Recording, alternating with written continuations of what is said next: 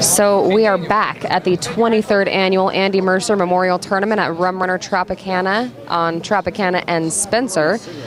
We are getting ready to watch the hot seat match.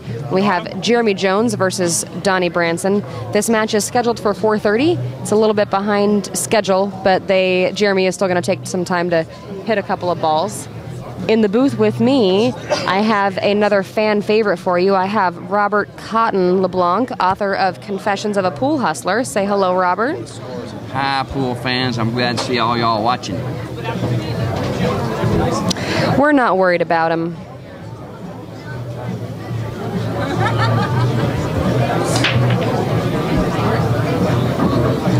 Sorry, Bob. Excuse me.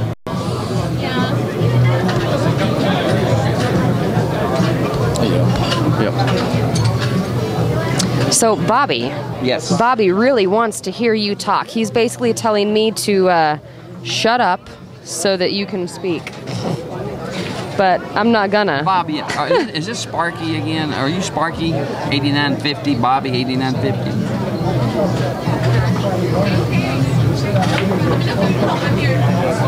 Don't be scared. You can go ahead and tell me what your name is. Ryan, did you head home? Are you getting some rest? Okie dokie. Shane Van Boning is still in. He just defeated Ernesto Dominguez. He is guaranteed fourth right now. When Ronnie and Johnny are done, he will play the winner. The winner of that will play the loser of this match. I have been playing around 7-8 years. I started playing when I moved to Vegas.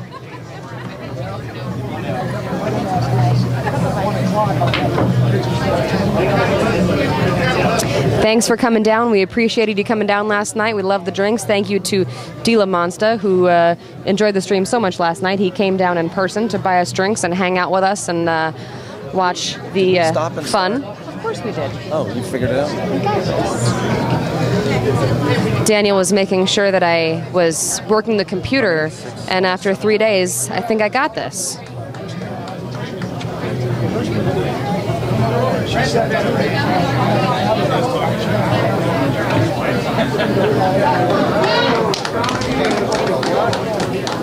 So, on the other table, we have Johnny King, who has just taken over the hill against Ronnie Alcano. We have a match. Now, Johnny was down 4-1. He has won 4 games in a row to come back and be on the hill. Nice shooting to Johnny. He's had a great tournament. He's played a lot of great matches. Shane won that last match against Ernesto Hill. Ernesto scratched on the break on the hill, and Shane played a 3-9 combo. Robert's stories are awesome. I love listening to Robert's stories. I agree completely. They're true, too, dudes. That's the best thing about it. So you can see this is not the match yet on this table. This is Jeremy and Donny warming up. So we will let you know when the match does get started. I can't believe that Ernesto missed that 7-ball on the side. I swear, man, I can't believe it. Cotton 8960 says that you never beat him. When I was in Wichita Falls, I played anybody that wanted to get up, and nobody got up except Junior Norris. And I shot him down like a dog. And He's there a you good have guy. it. That's it. I never barred nobody. When I was in my 20s, I played every living human.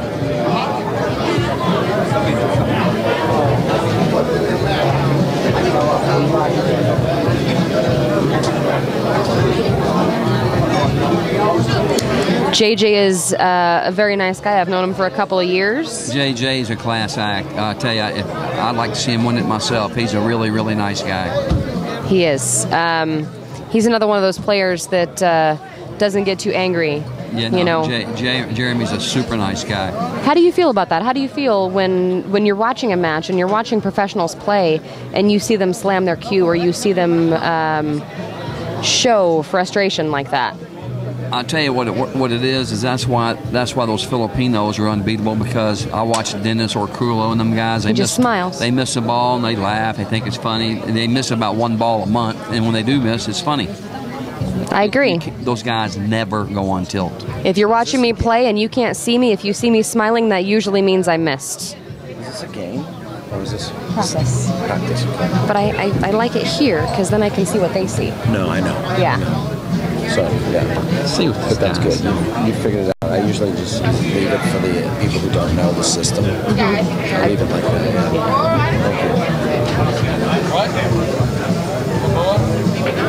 I beat you at the boardroom on Travis Street 72. So, Bobby, I know that we have a... First of all, I was in Wichita Falls in 72. I was there in 1971. So unless you're... And I don't think we ever played. But you can come out here and play some more. If you did win, I'll give you a rematch. Because you can play me some bar table 9-ball or some one pocket. All you got to do is get out here.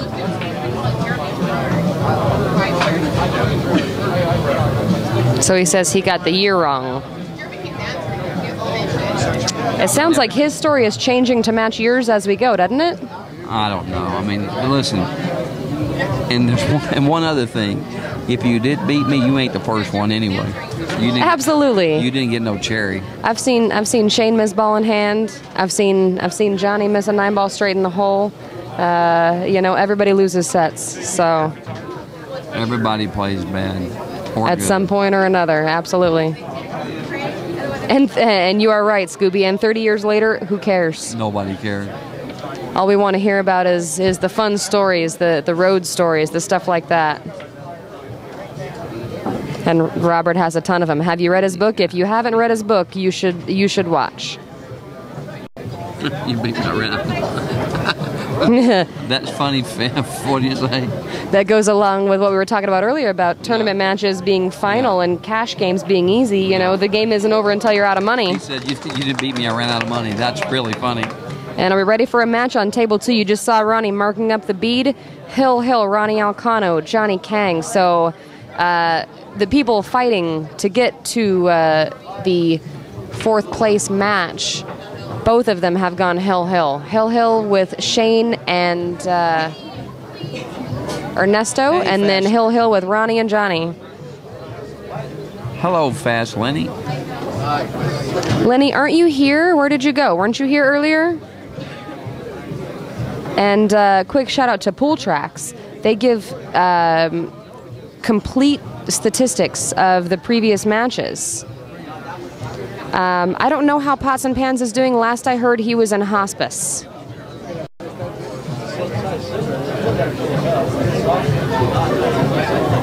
You are correct. It's not as crowded. But we talked to them, and they're thinking about doing what you had mentioned, streaming the TV match to TVs on the other side of the bar to clear out some of the traffic from around the tables.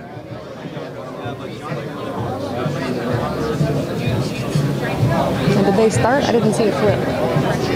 I can't see. I'm blocked.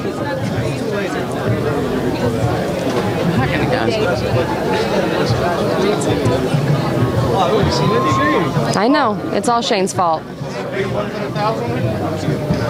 Somebody gave up their seat so that Shane could sit, and where they moved to block the table. So we're trying to move some spectators around so we can see what's going on. Turbo is still in the lead for the jump queue with a bid of $250.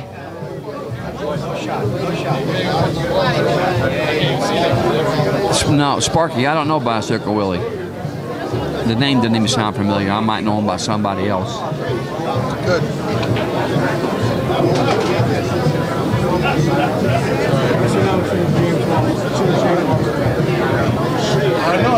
Oh, I know Alfie real well. I just saw him out here last year. Matter of fact, you know, I made money with his brother Jack, and I know him real well. I know the whole family, Jack and Bobby and Alfie. I know them all well. Matter of fact, Alfie gave me one of his books. He's a good dude.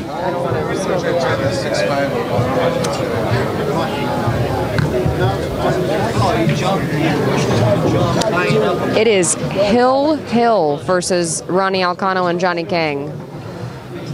5-5. Johnny is at the table. You can actually see that table from the view that Daniel was nice enough to change for us. You can't see exactly what's going on, but he is at the table. He can't see the one ball. Could be a push. It looks like he might have the jump cue out. I think he is jumping the one ball.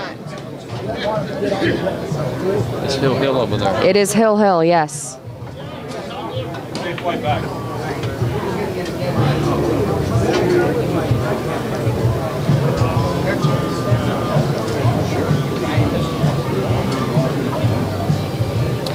So one of the spectators asked if you used to hang out in a sports bar in Fullerton. Yes, it was called the National Sports Grill. So Johnny made a good hit. Looks like he hooked Ronnie a little bit on the one ball. I don't think Ronnie can see the entire one ball. And if you guys could see, I really wish we could get a good picture of the crowd. We have people standing on tables, standing on chairs. I'm surprised we don't have people sitting on each other's shoulders to try to get a view of these tables. And you guys from home are seeing it for free with no smoke and no spectators.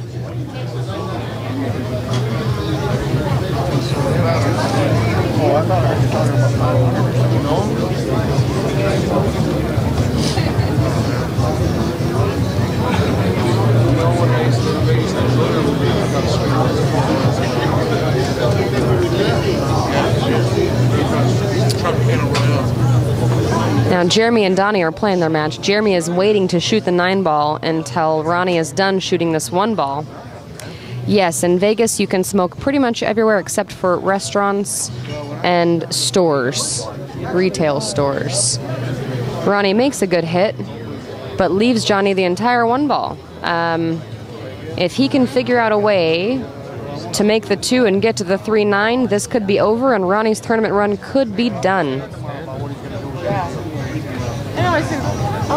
Yeah, I'm just concerned about Richard. It seems like he's playing so high.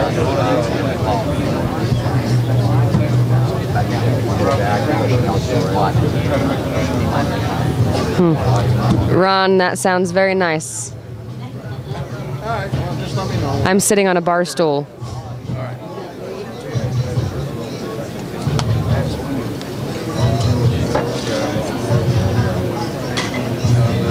I don't think they smoke any medication inside. I think they got to go outside to do that. I'll have a puff. Yeah.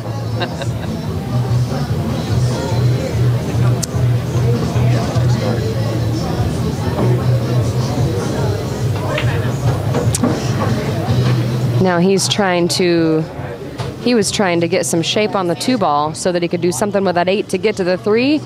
He has hooked himself. He is now kicking. This could be it.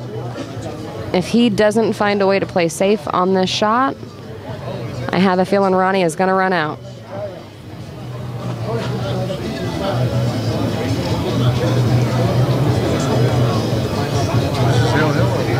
It is.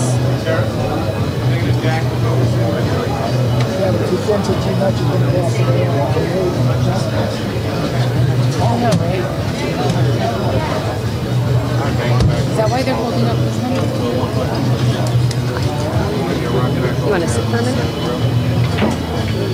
There it goes. I'll take it back in a minute.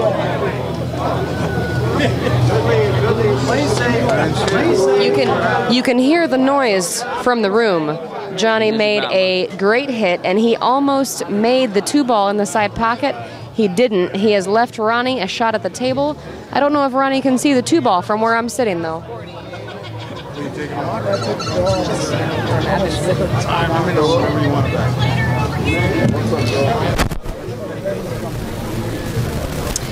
Yeah, so for the tuners that are for the people that are just now tuning in, the table that is the main focus has Jeremy Jones and Donny Branson playing for the hot seat. They are waiting to start that match until this match is finished. The match that you're looking at on the far left of your screen is Ronnie Alcano and Johnny Kang. Ronnie from the Philippines, Johnny from Torrance, California. That match is Hill. The winner will move on to play Shane to be guaranteed 3rd place. The loser will finish in 5th, 6th. Thank you very much, Bank Shot.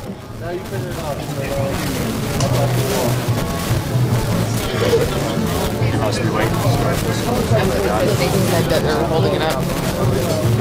They'll start both of them at the same time.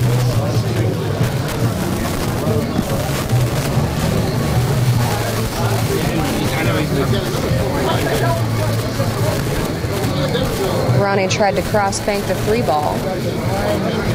Missed it, ran into the 8 ball.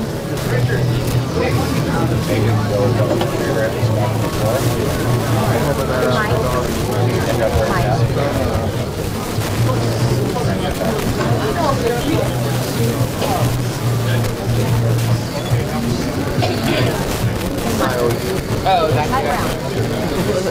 I got you. Never mind. Yeah, no, I got you. Nobody's talking on a cell phone. Are we still hearing static?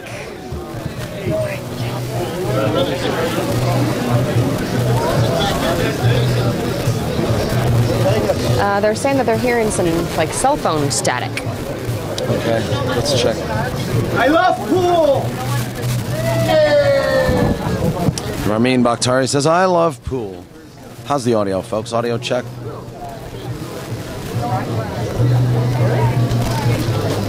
Audio check.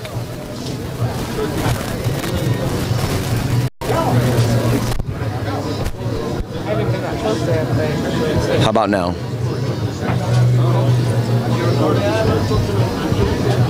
That's a good point. Better. Okay, we're better. All right, guys.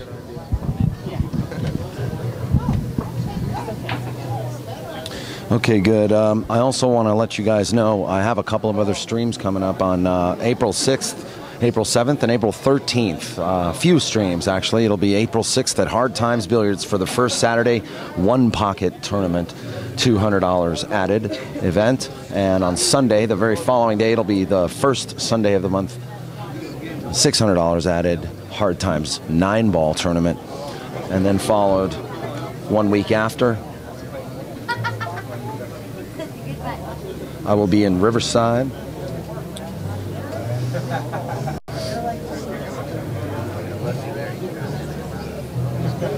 For the end of season Scotch doubles tournament blowout presented by the Riverside Tap League. That's right, folks. Join me for Bar Box Action 8-ball Scotch doubles with the Riverside Tap League at Shooters on the 13th. And there it is, Johnny Kang closing it out. Johnny Kang. He made a terrible shot, Donny. That's great.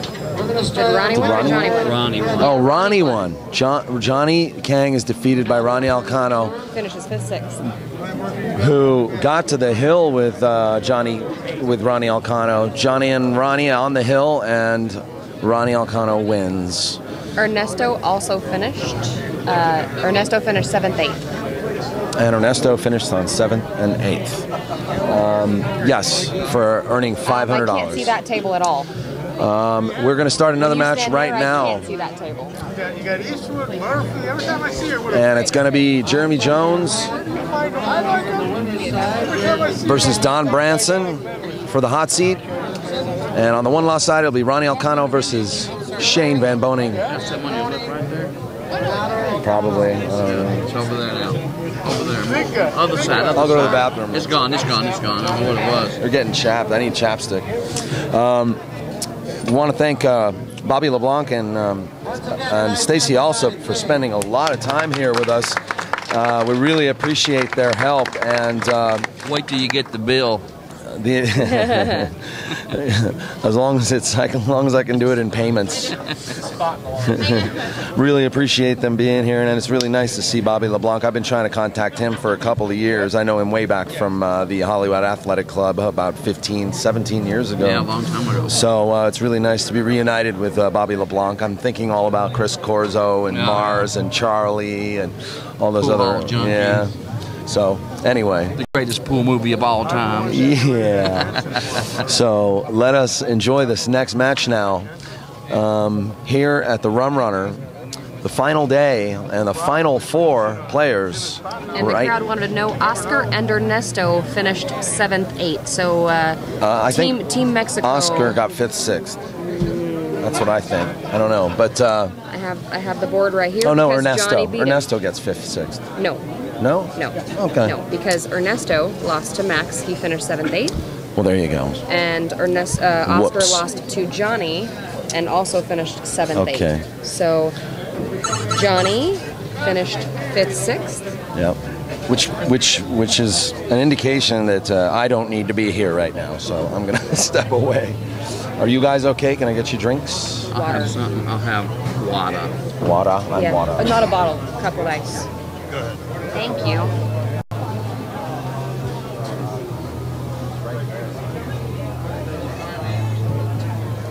That was, frankly, that was my Mario Brothers ringtone. Sorry, I forgot to put the phone on silent. It's a conversation starter. Yes, Shane Van Boning and Ronnie Alcano are playing on the table to the far left. Donny Branson and Jeremy Jones are playing on the feature table. They are playing for the hot seat. The loser of Shane and Ronnie will finish in 4th.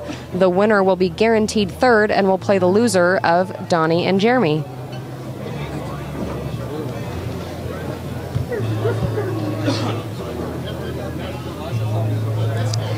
JJ is definitely a good bet. He isn't who I would have picked to be in the hot seat at the beginning of the tournament, but it also doesn't surprise me that he's made it this far.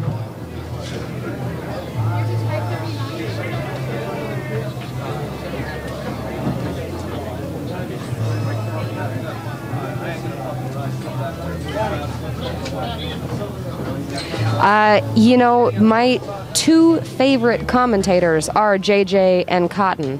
They have done some tar matches together, and I have never enjoyed watching commentary as much as watching those 2. They're both so knowledgeable. They're both greats in their own respects. Jeremy Jones, obviously, as an amazing tournament player, and Robert with his knowledge of gambling and hustling, living off of pool for many, many years. So hearing them commentate together is thank you, Stacey. Amazing. Yeah, it's fun to do it with JJ. He's such a nice guy, you know, and you're right, he knows a lot about the game. And Donny Branson is a Vegas transplant. He's been here for a couple of years. He is originally from Chicago.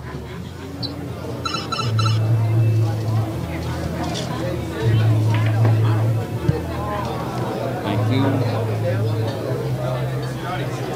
Well, thank you.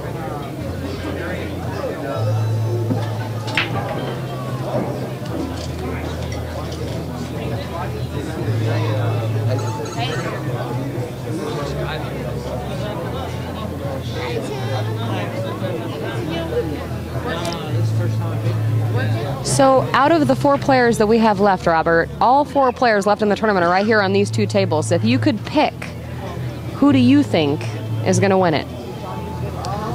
Well, you know, you got to go with Shane because he won it 2 years in a row. But yep. I have a feeling that JJ's going to take it off this year. Who would you like to see win? Well, who is Ronnie playing? Ronnie's playing Shane. Oh, okay. Yeah. I would like to see JJ win it. Yeah? Yeah. I like JJ. I would like to see Donny win it just because I'm from Vegas. Me and Donny are good friends, and he's also a very nice guy. I root for him because I feel like he's the underdog. Out of these 4 players, he is not the touring pro. He's definitely the underdog. Yeah, I agree. And Crush him, you are correct. He's got a ton of heart, and he can hang with him. He just doesn't do it for a living. What does he do? He's kind of like a jack of all trades. He does all sorts of stuff. Family time. Hi, Jesse. How are you? Oh, is she?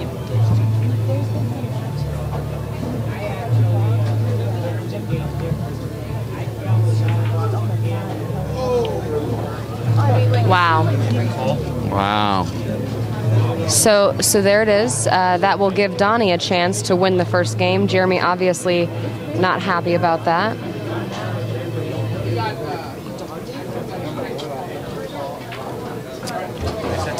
And this is what keeps new players wanting to come in, because even the best miss.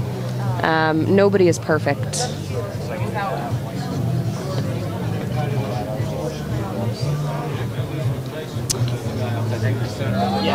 The score on the other table is now 1-1, Shane versus Ronnie.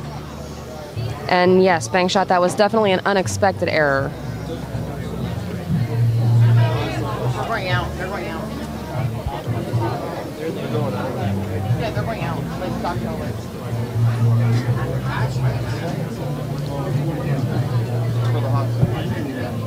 Donny taking a little bit of time on this shot. Can't say I blame him. It's a lot of pressure. But to be in the hot seat match in this tournament is a testament.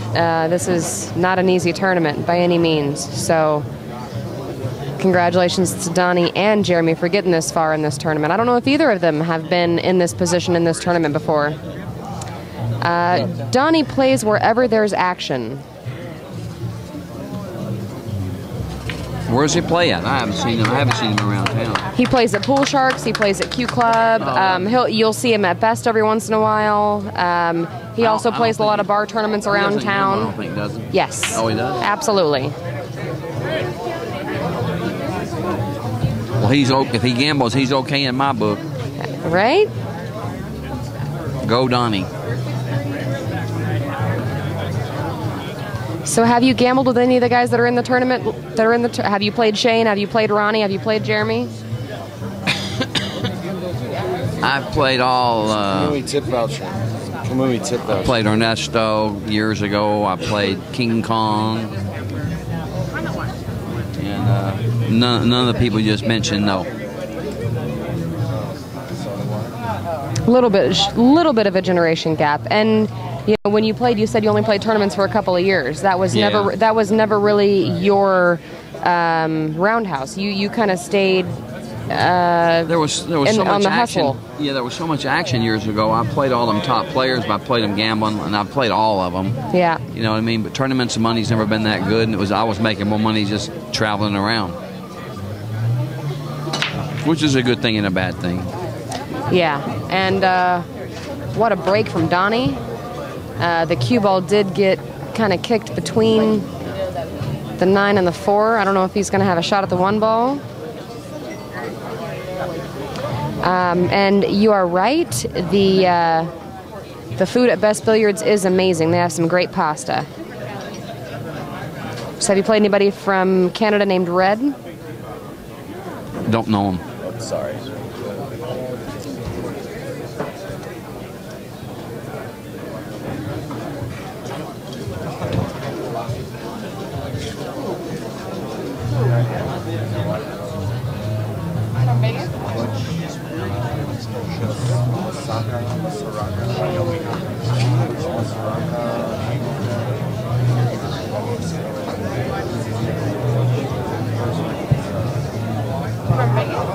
Yeah, he was trying to contact me regarding this fireman and policeman tournament happening again. Part of the Hard time. Olympics that they have, where they have Denny Searcy. How about Denny Searcy? I played Denny Searcy one time in San Francisco, and then we became really close friends. We went on the road together. We was all up in Minnesota together, and Denny was a really, really good buddy of mine, a class act, and played all games good. And his best game was playing payball on a 5x10 snooker table. And he also used to get in those ring games with Siegel and all the rest of them, and he'd always win the money. Denny was a great player. Died of cirrhosis of the liver a few years ago. He was living in Charlotte. Don't drink too much; it'll kill you. Denny was the best payball player, hands down, in the country. What is payball? It's 6 ball on the snooker table, just like playing 9 ball, 6 ball, and you get paid per ball. Ah. And let's say you're playing 5-handed, and say you're playing for 5 and 10. Yep. If you make the 1 ball, everybody gives you $5. if you make the 2-ball, everybody pays you $5, and if you make the 6-ball, everybody pays you $10. So it gets up there. Absolutely. They should play pay ball for like 20 and 40, 20 and 50 a game. It sounds like a good drinking game at about midnight. You better have a bankroll. Absolutely. Well, this is a great game. Danny Medina, you ever play Danny? You know, me and Jerry, Jerry McWhorter, Jerry Franklin, Southwest. We went to Denver to play Danny, and Jerry was going to stake me, and Danny wouldn't play, which is kind of weird because he played everybody. I don't know why. Maybe he has on his mind or didn't have any money or whatever, but might have saved me money anyway. I don't know. I think I could have. The name of the thread on AZ, for those of you that were wondering, is Jimmy Matias Signed Jump is the name of the forum. You can go in there and put in your bids. Sorry about that, Bobby. Continue. Yeah.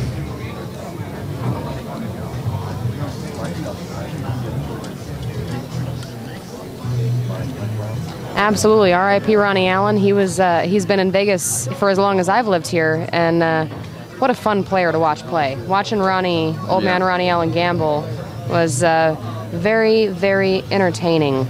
Watching him run around the table, because he'll tell you about how old he is and how he can't play, and then you see him and he's shuffling around the table, can't get to the next ball fast enough. Yeah. Takes one look at the ball and shoots it dead in the hole like he never stopped playing, like he's 15 years old with perfect eyesight. He's the best player. He was one of the best all-around players in the world. Yeah. He got a little crazy in his old age, but don't we all? Oh, yeah. Yeah, you're like 20. Well. But you're still crazy. Absolutely.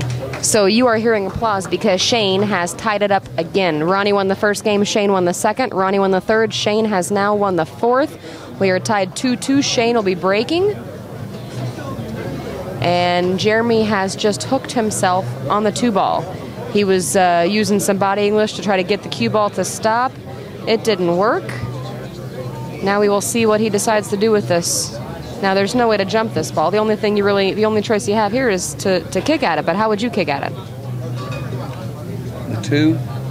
Yeah. I think you just got to go in behind the ball, hit it, and I think you got to hit it and hopefully the hope 2, you get safe. Yeah, hope that maybe you might kick it between the 6 and 7, and the cue ball stay right there, maybe. Yeah. But this is tough. Oh yeah, he rearranged the furniture. Yeah, and exactly what Robert said. He hit it firm, and he got safe. Lucky. Sometimes it's not about how well you hit the kick, just the fact that you kick it and make contact can be enough. Well, let's not be too hard on JJ. These are diamond bar tables. The rails do play fast, they do play short, and they are a little bit unpredictable. It is new cloth. The cloth is less than a week and a half old, and this is the hot seat match. This is a pressure match. I wouldn't say Jeremy has no cue ball control, because I think that he's a much more tested player than to say that, but he definitely let go of it on that shot. Yeah. Yeah, it was. I agree with who said this about Danny Medina. I agree. I don't know why he wouldn't play. I mean, the guy played great. He played everybody. I never known Danny to duck anybody, and he wouldn't play on the bar table when me and Jerry Franklin was there. But who knows why? Maybe he couldn't get staked. I don't know. Yeah. I didn't care. I was getting staked. I'd played him anyway. Jerry was staking me, so I was going to take a shot at him. So you're hearing some more applause. Ronnie has just made the score 3-2. They're alternating games with amazing consistency, so if it goes the way it has been going, Shane will win the next game.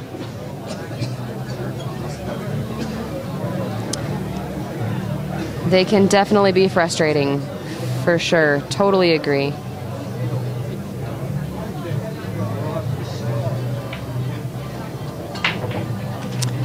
He hit that ball just about perfect, didn't leave himself too much angle. He doesn't have to worry about the side pocket. He can just roll forward for the 6 ball.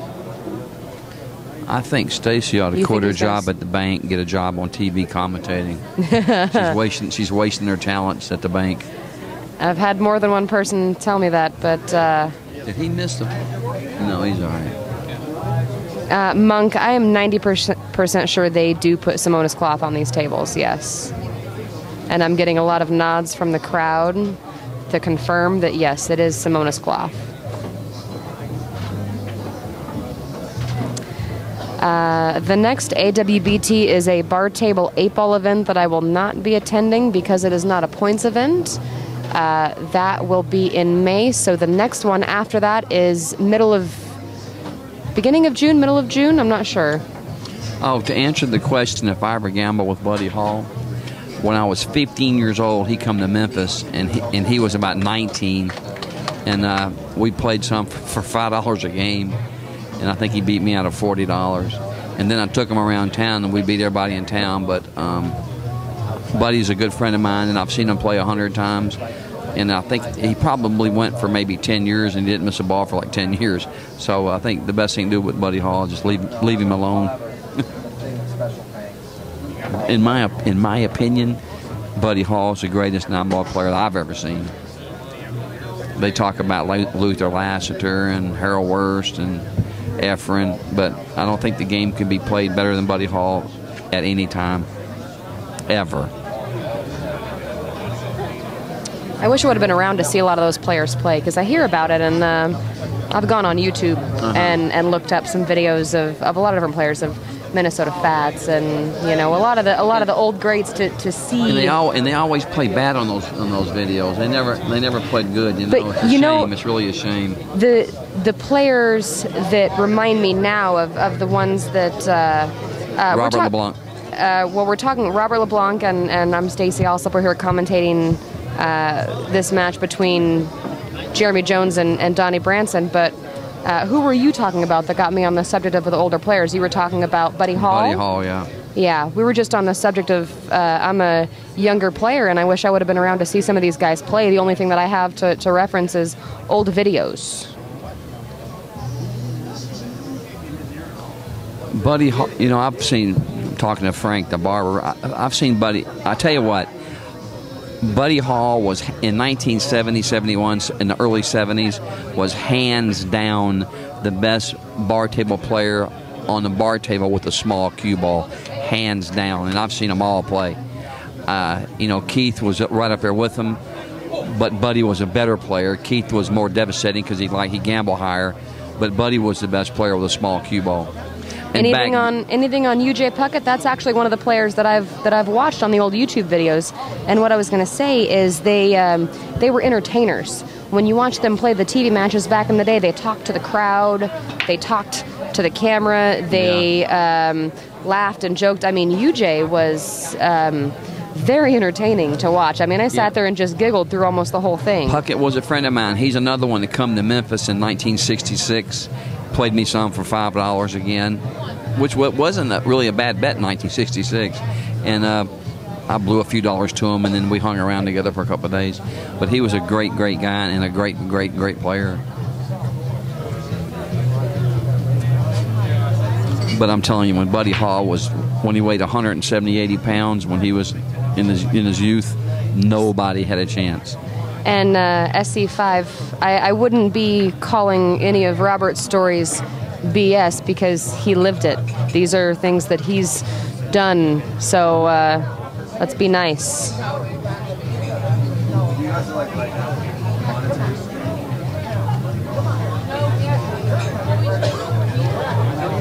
Ronnie Mitchell said Puckett was his hero growing up when he was in Fort Worth. Yeah, he hung around that podium there. Was it Fast Freddy's? I saw him there, yeah. Quick score update. Like I said, they've been alternating breaks on that other table, alternating game wins. The score is 3-3 with Ronnie and Shane. Score is still 1-1 over Jeremy and Donny. Who is this SC5? Who's he? Do we have a moderator in here right now that can do some booting? Yeah, that was at Fast Freddy's on McCart, right. Puckett was a good old guy. He was like an undefeated boxer. I think he had like maybe 10 pro fights and like all knockouts.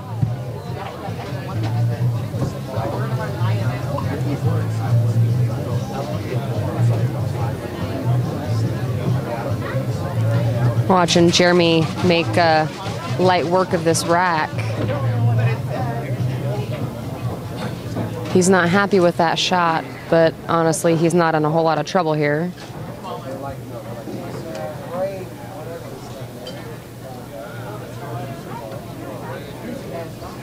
I don't know if I'd want Wimpy to be my nickname. Wimpy was Luther Lassiter, by the way. Do you know how he got that nickname? Hamburgers. Hamburgers. Yeah, he ate a lot of hamburgers, actually. True story. Was there Wimpy's Hamburgers? Was that the name of it? Wimpy was the guy on the Popeye cartoons that ate all the hamburgers. Oh, okay. Okay. That was before my time. I'm showing my age, or lack thereof. That's the truth. He ate a lot of hamburgers. Luther Lassiter.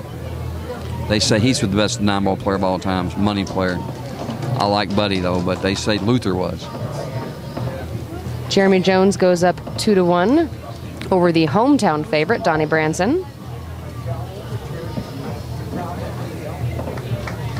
And Shane has broken the pattern and won 2 in a row. He is now up 4-3. JJ is putting in work, and Donny will make him work for it. I think any dry break at this point is detrimental to any of these players. I think they, at this point in the tournament, need to have their break down, and they need to be making balls. We'll see what Jeremy can do with his break. Donny Branson put Shane Van Boening on the B side earlier today with a score of 6-2 in about 20 minutes or so. He'll have 4 titles and 3 in a row. I saw Buddy play in Shreveport. He was playing there in the basement at Guys and Dolls, and that's where Eddie Taylor was house pro. And when Buddy was down in Shreveport in the basement, he gave everybody that went down there the 7 and beat them. He gave Cardone the 7. He gave Mattia the 7. He gave Louis the 7. Nobody beat Buddy in Shreveport ever. We have a magic rack change on the stream table. Donny didn't like the way that one was racking, so they traded it out for him. I found this out. I was actually reading the package on the magic racks. It says they're disposable. You're only supposed to use them for 3 to 6 months, and then you get new ones. How much are they expensive? You can get a set of 8 and 9-10, because the 9-10 are the same rack. You can get a set for like $15-18. Oh, that's cheap. Yeah, well, yeah. When you think about the fact that you can, well, regular rack, I mean, just the plastic ones that do the job are $15-20, but then you never have to buy another one, but you can't exactly carry that one around with you. This one you can roll up, put in your case, and have a tight rack, unless the balls don't match. Yeah. If you're at some dive bar that has a mismatched set of balls, the magic rack will not be your friend. I played a lot of pool in Arkansas. I played all over Little Rock. And So Poor Man would like you to name the 5 best pool halls in the USA. Of all times or now? Of all times, it's the Rack in Detroit. So Poor Man, would you like to know now or just historically? We'll go historically first, and then you can talk about now. I don't know much about now, but historically, by far, it was the Rack in Detroit, the LeCue Club in Houston, which was upstairs, Ames in New York, Ben Singer's in Chicago, and there's a joint in Miami. I can't remember the name of it offhand. So Ratnip, I just mentioned Shane Van Boening was defeated by Donny Branson a couple of hours ago. The score was 6-2. He has come back, and he is now playing Ronnie Alcano. He is up 5-3. They alternated the first 6 games going back and forth. Shane finally won 2 in a row to make it 4-3, and he just won the last one to go on the hill. Oh, Cochran's, you're exactly right. Who just put that up? Ronnie Mitchell, yeah. Cochran's, you're exactly right. I forgot about that. Upstairs, I've been there a long time ago, yeah. That's where all the champions hung around. That's where Grady was around there for a while and everybody. Hey, that Paul match Dodge. wasn't actually on the stream table.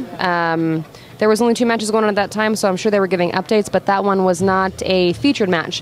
They were playing the other winner side match that was going on at the same time that was, I think it was Jeremy Jones and somebody else. It was another winner side match that had 2 pros, so they weren't actually featured. But the entire crowd was here watching it, and every time anything happened, you could hear it. Yeah, Jeremy and Rodney were playing on the stream table, and Shane and Donny were playing on a table off to the side, which is why you wouldn't have seen it. Okay, Lenny, you got it, buddy. I'll see you tomorrow at the pool room. The winner buys dinner at Nora's.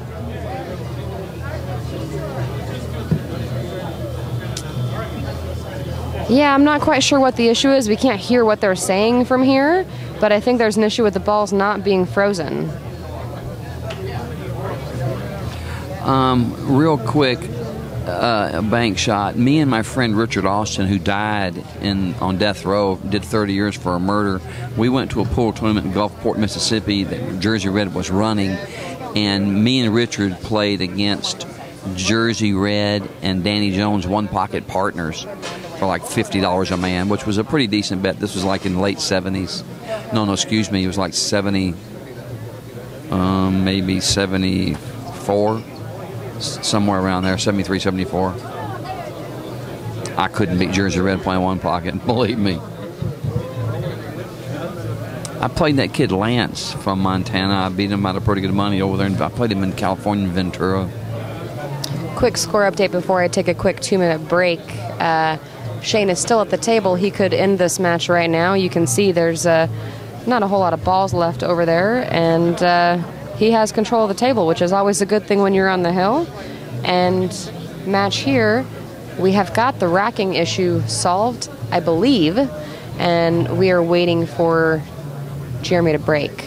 Yeah, that was Lance Saunders, you're right. And I played him, like I say, I think it was not Ventura, but what's the name of that town? Maybe it was Ventura. But Jersey Red was in the top 3 one-pocket players of all times. So he was a buddy of mine, really nice guy, Jack Brett.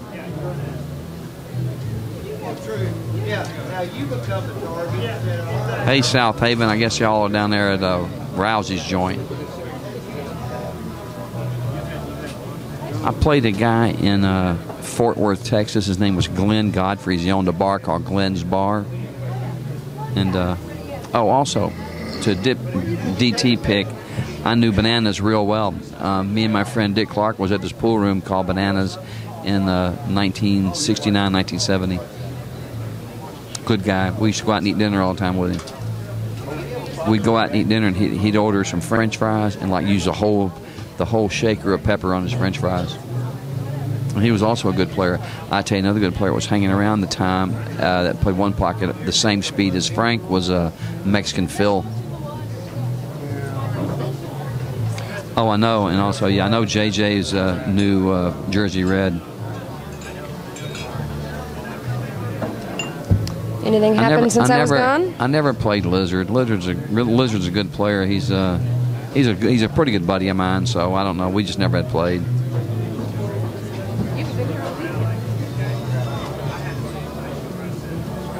Well, I know I'm going to be doing the commentary for the match this coming weekend at the Tar, and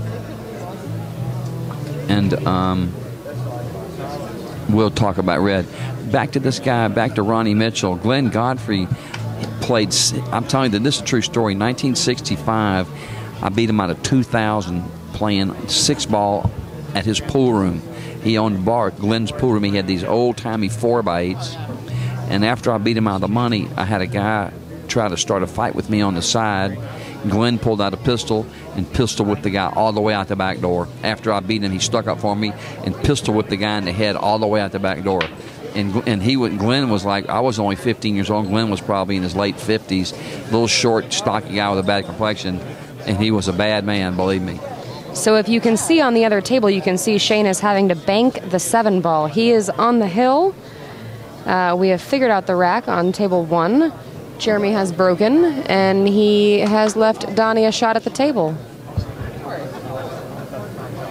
And you can watch Shane in the background getting ready to run out to win this match. Hey, Floyd, you know, people don't believe that, but when Larry Hubbard come to Memphis when I was 17, I busted him, playing him even on a 4.5 by 9 at Richard's place on the Gandy. Congratulations to Ronnie Alcano. I was the underdog, but I snuck. He didn't realize. Ronnie Alcano just finished 4th. Shane will go on to play the loser of Jeremy versus Donny. So we will now focus back on this match. And yeah, we have 740 players watching right now. 740. Viewers? Yeah. Ronnie won, huh? Yeah, so Shane will play the loser. No, Ronnie lost that match. He finished in 4th place. Oh, Shane won. Oh, okay. Shane won. Shane will play the loser of Jeremy versus Donny. So Okay. whoever wins this match will have won the hot seat, be guaranteed second. Whoever loses this match will face Shane. The people I played from Nashville, I like answering all these questions. I played Tony Coleman when I first got there, and I beat him on the bar table playing 9-ball. We made a lot of money together. We got along good. And then when I was 15 years old, the best player in Nashville was a guy named Bingo. And he was the best player in Nashville at the time. My book's still doing good. Thank you. Gresham, I will definitely let Donny know to call Sharpshooter. I will send him a text message right now so that he will have it when he gets done with the match.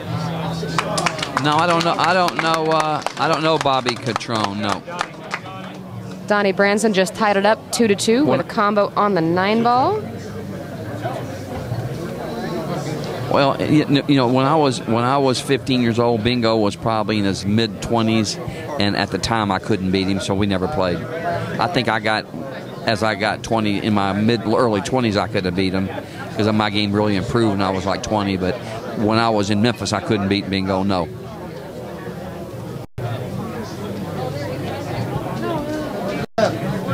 Can we go back to here really quick so I can see something? Stand by. I know, I'm trying to see something in the chat before it goes away.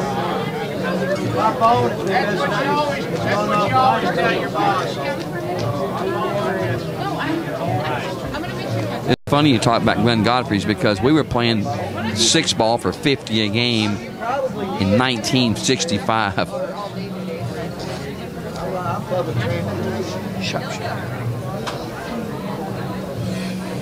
The shirt I have one left in an extra large. Yes.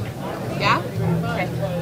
We'll get it. Well, anytime we'll come down. I don't know Toby Dick. I know Toby Sweet. Is that what you're talking about, Tom? You guys have my card, right? Toby Sweet from Florida come to Memphis and played me on the 4.5x9, and he ran 11 racks on me on a gold crown.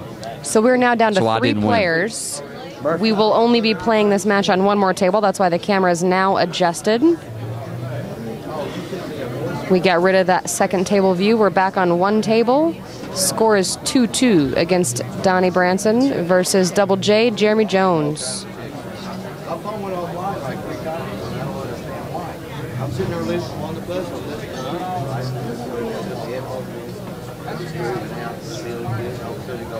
You sure you're still around? I knew Country, the old guy Country, never played him either. He was a little few years older than me, and I didn't play that good when I was 15. I played okay, but I couldn't play those guys. Let me know.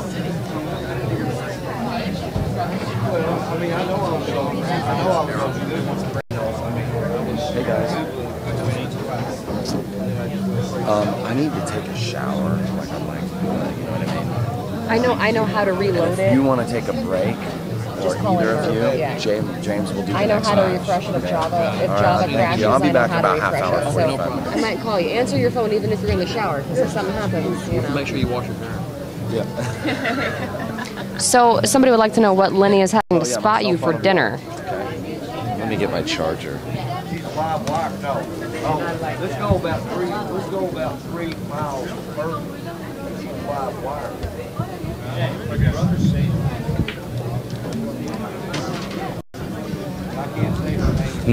Lenny talking about 3 hitting the pig. I know he's joking. We were talking about that hitting the pig game yesterday. It's stronger than death.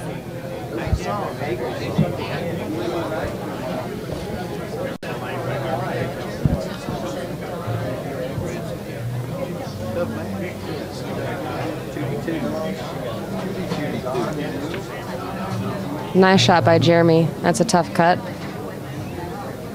Now just play the 5 up in the corner. Play the 6 in the side or the corner, depending on how he ends. And he should be out. This should be 3-2 in Jeremy's favor. Now remember, whoever loses this match is not out of the tournament. They get to play Shane. which can sometimes be the same thing.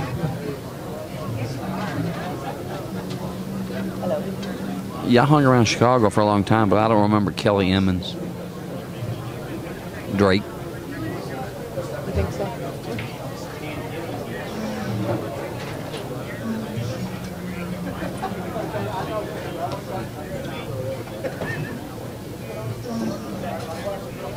Oh yeah, y'all want to hear a funny story? I was playing Boston Joey in Tupelo, Mississippi, and I was getting staked. I'm getting staked. We're betting 30 a game. I'm getting staked. Oh, okay. So Joey breaks and runs 11 racks on me. In the 12th game, I had a spot shot on the 9. I missed it, and they said I dumped. And they were accusing me of dumping the game for years, and I shot once in 12 games. Joe Kiley's his name. A good buddy of mine too. I think he's still around. And Boston Joey could really play good with the big cue ball, by the way. Well, he ran 11 racks on me, so that's all I can tell you. Yeah, Henry said you got to stand up for a little while.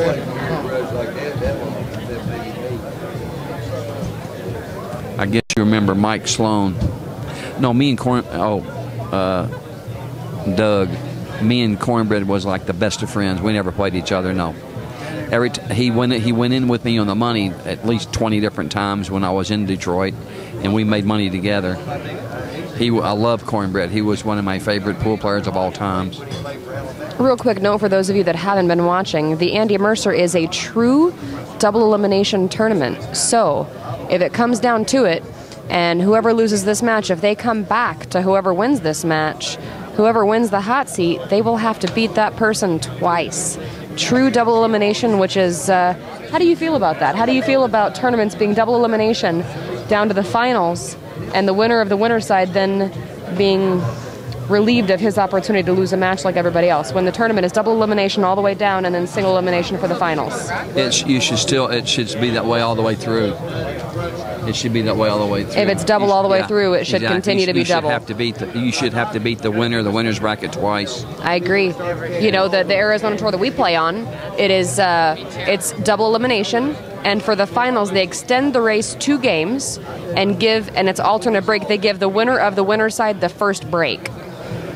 So they try to give the winner a little bit of an advantage by giving them the first break in an alternate break format, and they lengthen it by 2 games, which I still don't think is enough, but I'm glad that they're doing something to make it a little bit better, but I still think that it should be true double elimination. I don't think that it's fair for somebody to come through the winner's side and not be able to lose a match like everybody else. If they're going to lengthen it, like if it's a race of 6, they go to 11, but not just to beat them one match. Yeah. Oh, this answered this question. I knew Mountain Man. I went there to play him one time, and he was playing poker, and he wouldn't play me, which was kind of sad because he blew money that everybody played, and he got mad playing poker, and he ran his head into the Coke machine. Oh, sorry, I hate to hear that Joe Kiley did. He was 10 years ago, really. Me and Billy Gaines made a lot. I tell you what, me and Billy Gaines, Bill Lee, and Denny Searcy's went up to Minneapolis and made some good money up there. I did all the playing. Denny didn't play a game. I was doing all the playing. Bill Gaines was a really good friend of mine. So we have Jeremy Jones making work of this out. 4, 6, 7, 8, 9, and he will be up 4-2 over Donny Branson, the hometown favorite. I think the room is kind of torn because, like everybody's saying, Jeremy is a really nice guy, and it's hard not to root for him because he is such a nice guy, but at least 75% of this room is Vegas locals who are rooting for Donny because he's from here. There's going to be a lot of cheers no matter who wins. Okay, love the game. Freddie the Beard played about 9-7 under the champion's one pocket. Shane is waiting on the B-side. The loser of this match will play Shane. He is waiting patiently for this match to be over.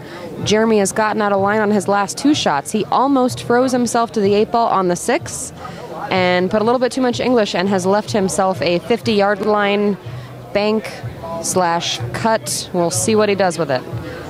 Donny Branson, who is playing Jeremy Jones right now, knocked Shane to the loser side earlier this morning with a score of 6-2. He made it. In Minneapolis, I played a guy. His name was That part Gibson, of the table is blocked. and I beat him out of quite a bit of money there in that program called Gentleman Gyms. So Jeremy has missed that shot and hooked Donny. I don't think it's a full hook. And it looks like from this angle, Donny can actually see the 7 ball. I'm not talking about the match too much because I'm stuck behind 2 people. I can't even see the pool table. They want to know how they can subscribe to your pool stories. Go to my website, www.confession of a Pool Hustler, and you can get my book, or you can get my e-magazine called Cotton Tales, and it's stories from me and all these other pool players, and they're all interesting. It costs $4.95 a month.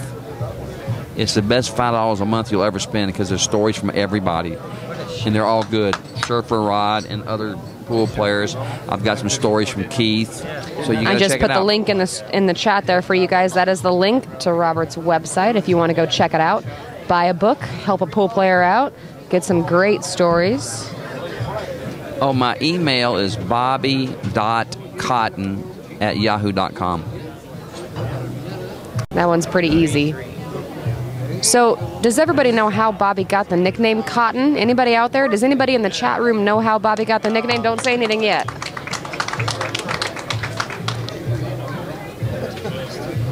Tell us, Lenny, how did he get the nickname? Let's see if you're right. Lenny don't know. He's so full of bull, he don't know. Oh, I did tell him. No, I didn't say that. No, I didn't tell you. Now, was it just because you were blonde, or was there more to it than that? More to it. There was more. I knew there was more to it because I've heard the story. I know the story.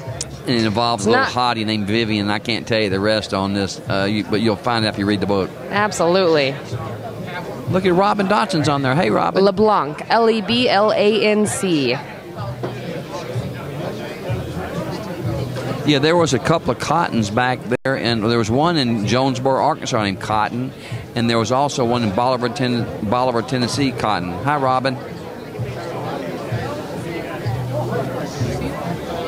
You hang out in Robin's booth when the BCA comes in town, right? Me and Robin's been friends since she was like 9 years old. Robin and I won a Scotch doubles tournament in Laughlin one year. We beat all the champs. You were champs. Robin played good too, boy. She tell you she didn't miss no ball. She played good. Now, do her and Jimmy get along? Her and who? Jimmy Mattia, with the way he feels about jump cues and the fact that she sponsors one. I can't even imagine. I played Lil Al one time. I'm not sure. I saw him in Dallas at Rusty's. I can't remember if we ever played. No, I don't remember. So I might have, I might not have. Looking at this break, Donny has broken dry, but he has also frozen Jeremy to the 6 ball and the rail. Is this Floyd Lloyd on here? You're right about those Cottons, Bolivar Cotton and Cotton Vaughn from Jonesboro. I guess this is Floyd Lloyd, I hope. If it is, I haven't seen you in about 100 years. Pool bringing people together. It is. It's one of the great things about traveling to the tournaments, and I'm sure you traveling around the country, getting to see people that you don't see very often. Oh, yeah. It's getting to reminisce and tell stories. I know you love telling stories. Floyd Baxter. What did I say, Floyd Lloyd? No, Floyd Baxter. Hey, Floyd.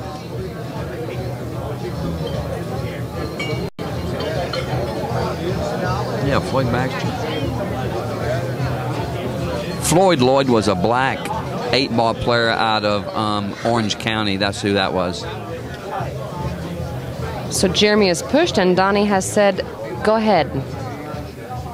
We will see what he decides to do with this. He was in a really, really tough position, froze to the 6 and the rail after the break. Unfortunately, Donny broke dry, but I'm sure when he saw the cue ball, he wasn't too disappointed. He kicked the ball well, got a good hit, but I believe the one will go past the 6.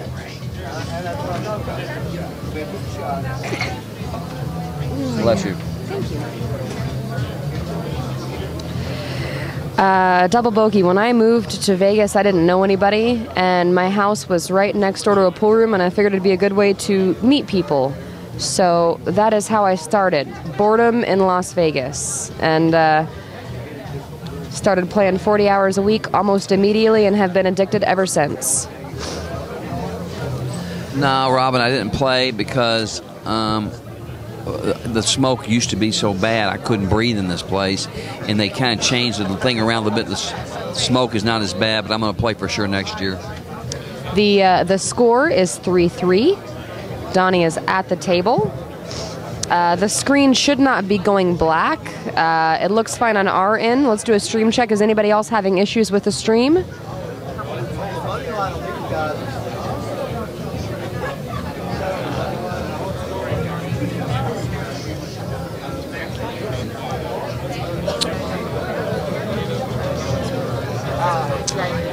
Thank you very much, Bangshot. I've actually gotten a lot of friend requests. I appreciate it. I love the fact that pool is a small community, but a big community at the same time. Jay, it is an awesome stream, and the best thing about it is it's free. F-R-E-E, free. They really have done an amazing job turning this place into the 2000s. Last year, it looked like Cheers. Now it just feels like it. It was they added some new smoke suckers, and it seems to be doing a great job because there is now well over 200 people in here watching the match, and I don't even see any clouds. So.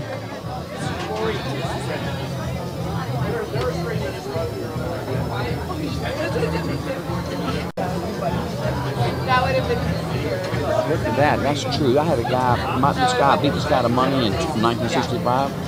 This guy here on the pool room, he pistol whipped the guy all the way out the bar, man. Damn it. That was a story that you were just telling a couple minutes ago, right? Yeah, I can't believe that people know that story about Glenn Godfrey. And not just from you, they actually know. I was with my ex-girlfriend, Jan, and she was with me when I played Gene Albright, and I shot him full of holes. Thank you guys for letting me know the stream is good. If you're having issues, you might want to refresh, X out, sign back in again. You should be good. We're having no issues on our end. And I think his name's Albrecht. But it was up in that Wisconsin, Minnesota area where I played him. I think Wisconsin's where it was. So Jeremy has left himself. Murph, can you see if that's the 4-ball? That is the 4-ball, right? He looks like he's unhappy that he didn't get as much of an angle as he'd like to, but he's still okay. The 6 is pretty much hanging in the pocket. It is break from the box, and the 9-ball is racked on the spot with the magic rack. You know, I hate to keep going back to this Glenn Godfrey story, but I'm blown away that people talked about that, because I'm telling you that he pistol whipped that guy all the way. The bar was like about 100 feet long in that old pool room, and he started hitting that guy in the head with his pistol and hit him in the head all the way the length of the bar out the back door into the parking lot. And I'm like, good grief. I'm telling you, it's a true story. Well, you know it is. They still talk about it, and it was me who he was playing. So, that is wild. It's only been like 50 years ago. 48 years ago. So, Pool Hall Banger, you'd like to play Robert? Yeah,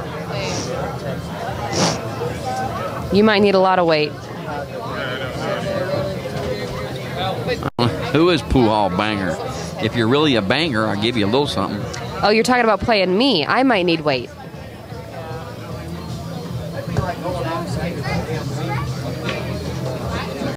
Me and Stacy will play you some partners. I'll take Stacy as a partner. Absolutely. Play some one-pocket partners. I do gamble. Pick a game we can play. You are definitely not getting the Orange Crush. I am a B player, sir. Never going to happen. It could be a girl. Pool Banger, are you a chick? I'm not giving any girl the 5-out, or a guy, for that matter. So, unless they can't hold a cue or they're playing offhanded and they don't know how to play offhanded.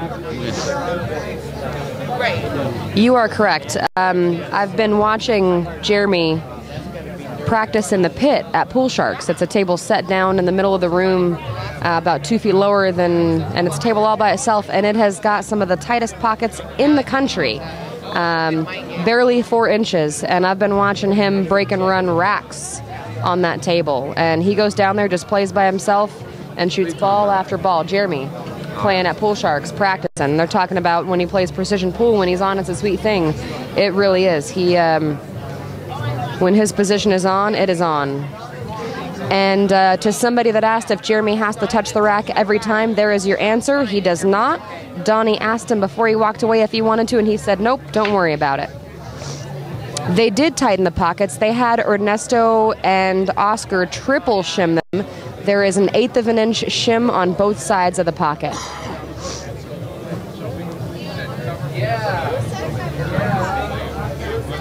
I did. I won the second set 9-2.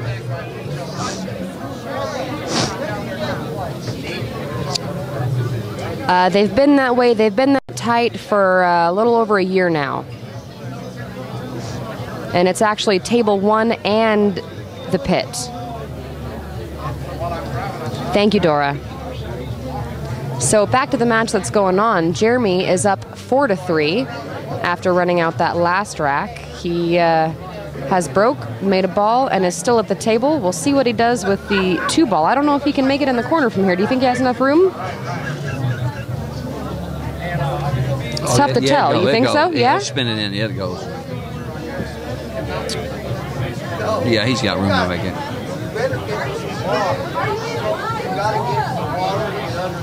Yeah, she didn't win a game after that.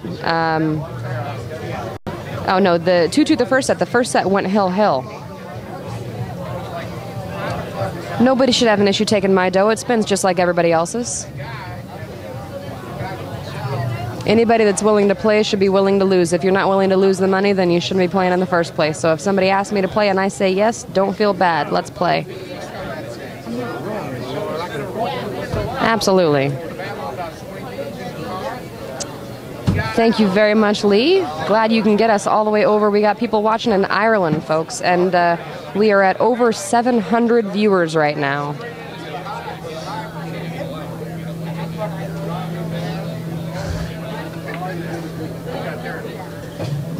Beautiful shot to play position on the 4. Left himself a nice angle to come up. I think he'll probably just slide between the 5 and the 6. I don't think he has enough room to go past the 5. Can't see nothing. Hey, Mike.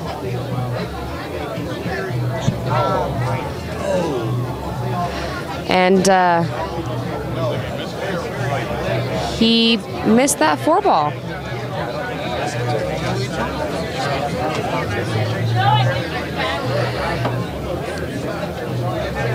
One of the pool player's worst enemy is the miscue.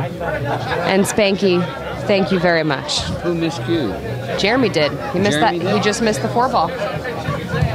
I can't see. Hey, Mike. Could you move to the left? Okay.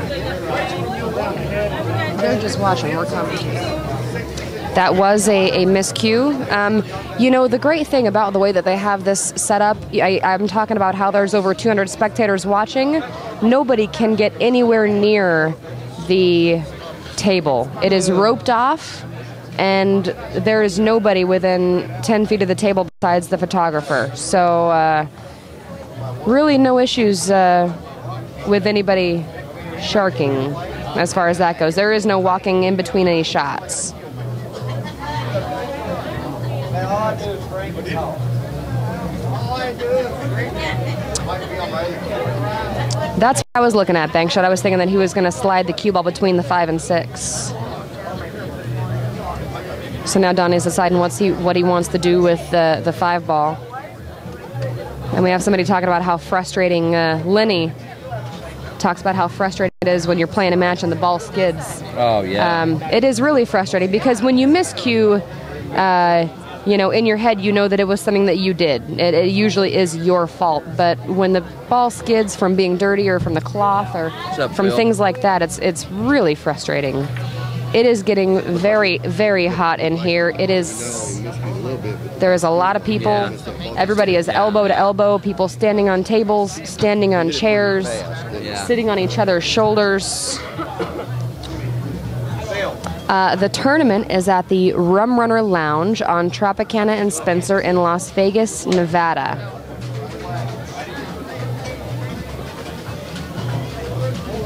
Great place to play. They've been holding this tournament here for, this is the 23rd year they've been holding this tournament. And I was talking to Justin earlier about how a lot of places don't like to change, and the Rum Runner is a great example of a place that's been around for years and years and is still willing to make the changes to make it a better sport, and they've really made a lot of improvements. A lot of compliments from the players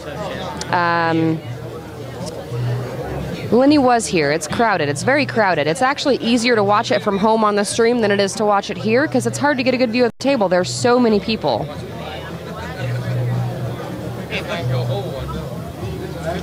I'll play Gene some more if I run into him.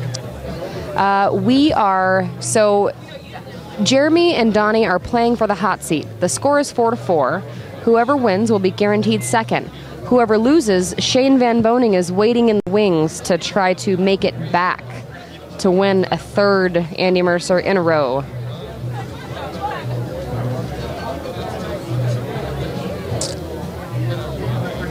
They actually cleaned them this morning before the matches, and I imagine they might clean it again before the next match. Yeah, it would. That would be really awesome, and I'm sure it'll be arranged. It just wasn't something that we thought about. I'm sure, you know, Daniel has never streamed here before, so he had no idea what to expect. He didn't even know if he was going to stream, but he figured once he got here that he really couldn't. He couldn't say no. But when we got here, the difference between this year and last year, they now have over 20 flat screen TVs, and what Lenny is referring to is being able to hook up the stream table to some of the TVs on the other side of the bar so that it's not so crowded around the table. Johnny Kang is out. He finished tied for 5th, 6th. Ernesto and Oscar Dominguez finished 7th, 8th.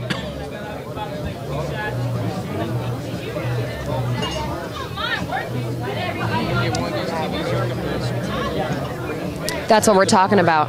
Yep. Thank you very much, guys, for the compliments. It makes it really easy to be a good commentator when you have somebody like Cotton sitting next to you, keeping everybody entertained with all of his awesome stories. Thanks, Stacy. Some people don't like them. So what a safety. What a safety by Jeremy Jones. He's frozen the cue ball to the 4 ball, and the 1 ball is wedged between the 3 and the 4. Donny has a tough shot to hit this ball. He has called Jim Blakeman over to watch the shot, make sure that it's a good hit.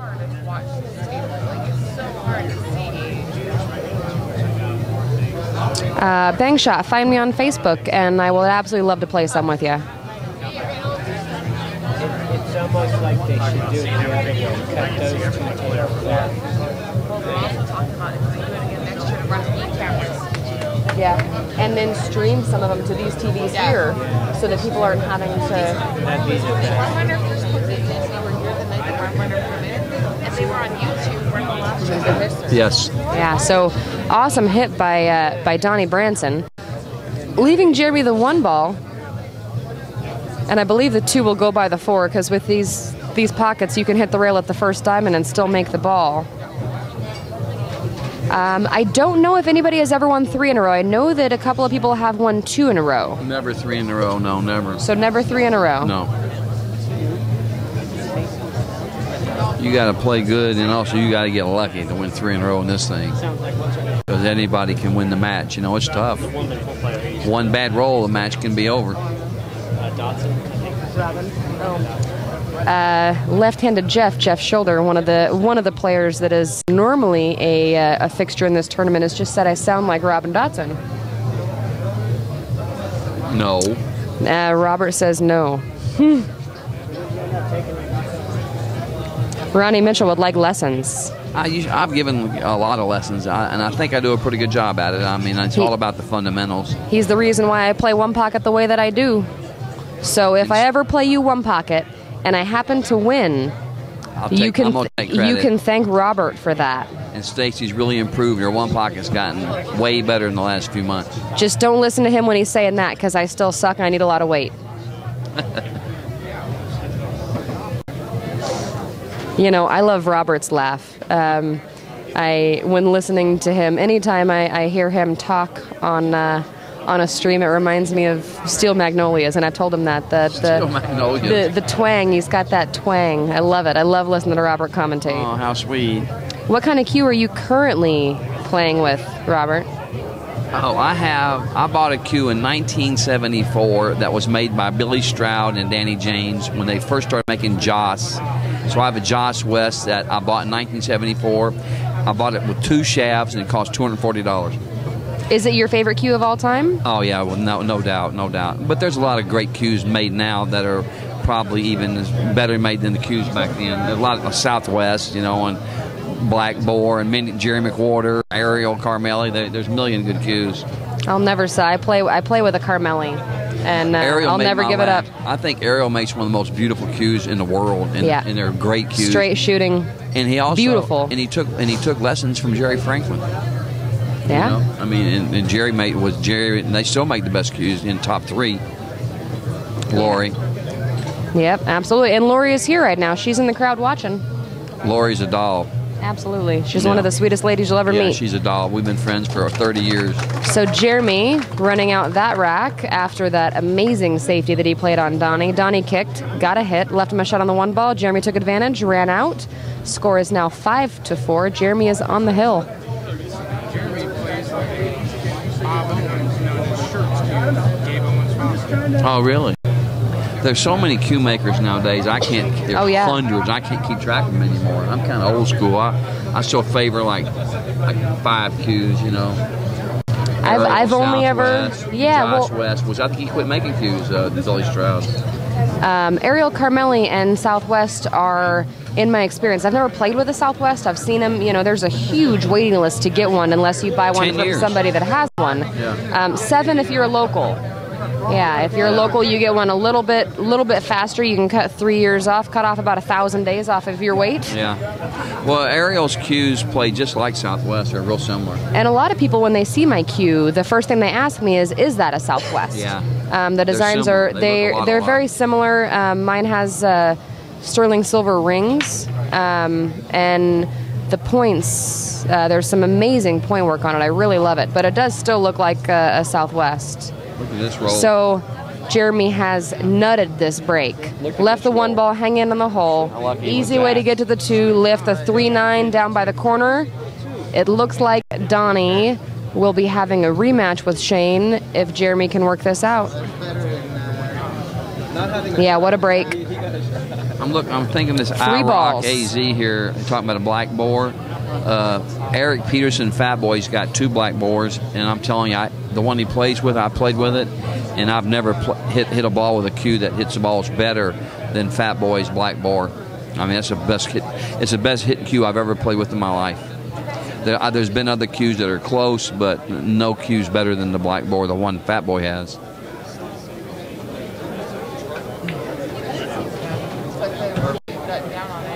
That certainly is. Ideal angle. Everybody that had their phones charging, they took them. I don't know, it depends, you know, over 3 weeks. Yeah. I don't think you can open it. 3-9 is pretty close. Yeah, he hit the 1 very nice and has left himself perfect for this 3-9 combo. Donny is going to let him shoot it. 2 more sets for this set. No, wait, 3 more sets. Congratulations to Jeremy Jones for winning the hot seat match. He is not out of the hot water yet. He still has to wait to see who comes back, whether it'll be Shane or Donny. Now remember, Donny is who knocked Shane to the loser side earlier this morning, 6-2. Let's see if he can repeat that. The cue that Fat Boy plays with, that Black Boar, the one he plays with, he paid $23,000. So this is going to be a little bit of a revenge match for Shane, as Nicole from Vegas Billiard Buzz has said. And what you can see going on the left of your screen is an amazing thing that happens. The room transforms as the day goes on. When we get down to 2 tables, everybody sits on the 2 tables that are left. Now there's 1 table left. We are now going to see some spectators moving in on the left side of the screen. They're covering up the other diamond that they were using, and they will now have spectators completely surrounding the area. So much more people here coming soon.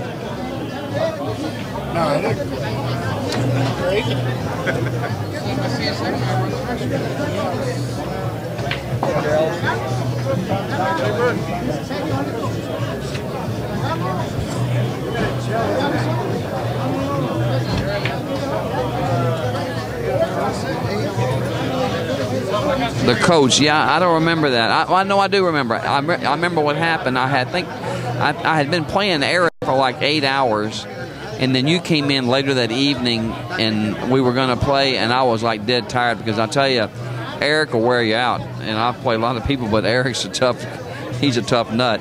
After playing him for 8 hours, I was lucky to be able to even stand up. So I think that's the same one. We're going to take a really quick break. We're going to stop this recording, start it over again, bring you back into the match.